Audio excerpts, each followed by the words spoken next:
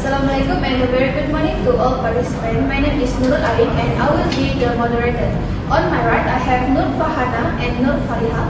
On my left, I have Nuharifa and Siti Nur Sahida. Today, we will be discussing case 2, which is focuses on communication problems when giving and receiving feedback. In this case, Jason received feedback from his teammate Farhan about his draft proposal. However, Farhan comments, "Did you even read the rubrics? This whole section makes no sense." Jason feels hurt by the tone of the comment.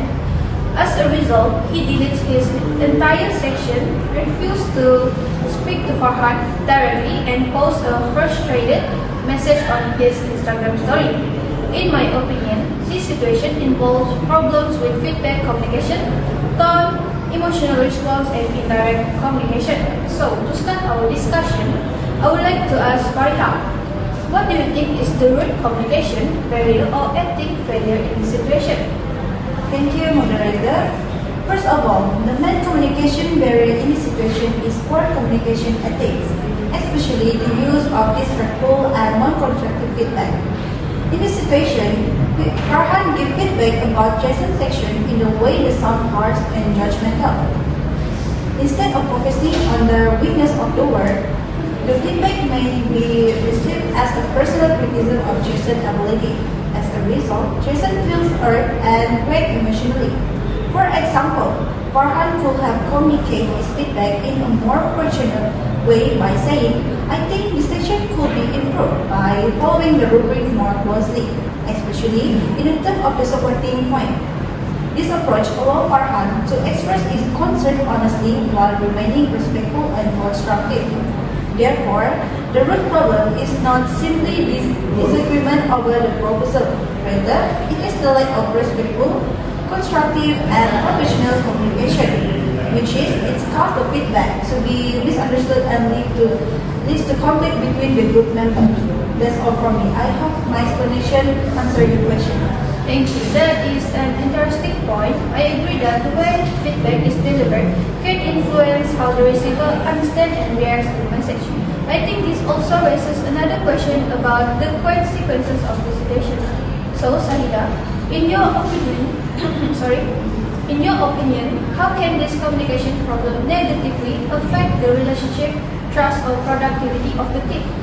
Thank you, moderator. Firstly, it can damage the relationship between Jason and Farhan because Farhan feedback is delivered in a disrespectful tone. Jason may feel being personally criticized rather than simply receiving feedback about his work. This statement may make Jason feel hurt and embarrassed.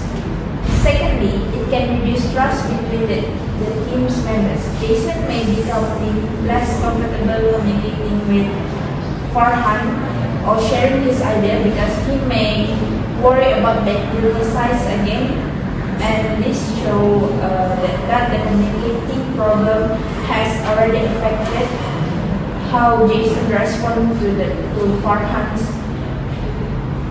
wording. Finally, it can reduce the team productivity. Instead of discussing the draft and improving the problematic section together, Jason deleted his entire section and avoid direct communications. This can waste time and make it more difficult for the team to complete the proposal effectively.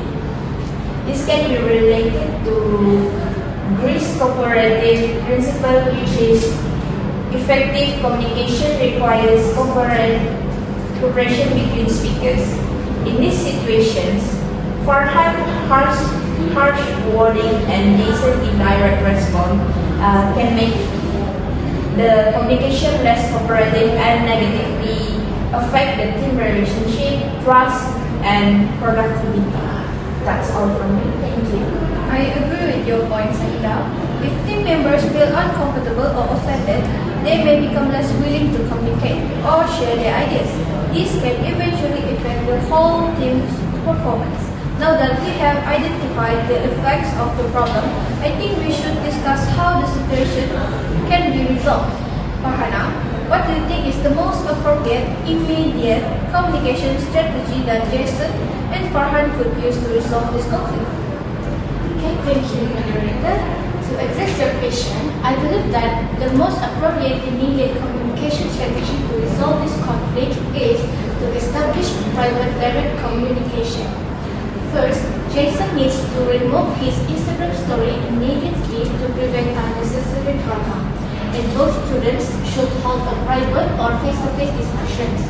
During these conversations, Jason should utilize I statement such as expressing the harsh wording that make him feel discouraged to convey his feelings without immediately putting Farhan on the defensive. And then, Farhan needs to acknowledge his poor choice of tone, apologize for the harsh phrasing, and re-explain his critique using objective criteria which align with the rubric rather than emotional attacks. Finally, Jason should restore his feeling section so that both of them can repeat the draft together one night, allowing them to separate personal feelings from academic tasks. There will be a mutual trust and get the project back on track efficiently. That's all for me. Thank you. That makes sense. I think direct and respectful communication would be important here because both Jason and Farhan needs to understand each other's perspective instead of avoiding the problem. Finally, I would like us to think about how we can prevent a similar situation from happening again. Mom, what kind of SOP or communication ethic rule do you think the group should establish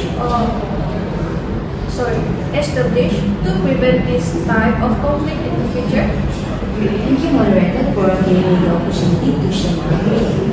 I think the group should establish a clear communications etiquette rule for giving and receiving feedback. In my opinion, the most important rule is to focus on the work, not the person. For example, instead of saying, "Did you even read the rubrics?" Instead, Farhan would say, "I think these sections need to follow the rubric more closely." Especially the supporting points. This makes the feedback more constructive and reduces the chance of Jason feeling personally attacked. I also suggest that group use a simple feedback clarify action SOP. First, the person giving feedback should explain the problems respectfully and provide a specific suggestion. Second, the receiver should be given an opportunity to clarify or ask questions before reacting emotionally. And finally, both team members should agree on what actions need to be taken. Another important rule is that sensitive feedback should be discussed privately rather than through public messages or social media. This can prevent misunderstanding and protect trust within the team. Overall, this SOP can create a more respectful and supportive environment. It encourages members to communicate directly, manage the emotions, and work together to improve the proposal instead of blaming or avoiding each other. That's all from me. Thank you.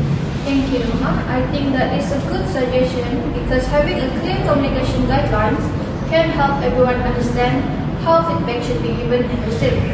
So based on our discussion, I think we can see that the problem in case 2 is not simply about Jason's words being incorrect. The bigger issue is how feedback was communicated and how the feedback was handled afterwards. Farhan should provide feedback in a respectful and constructive way, while Jason should also communicate his concern directly instead of avoiding the issue or expressing his frustration publicly.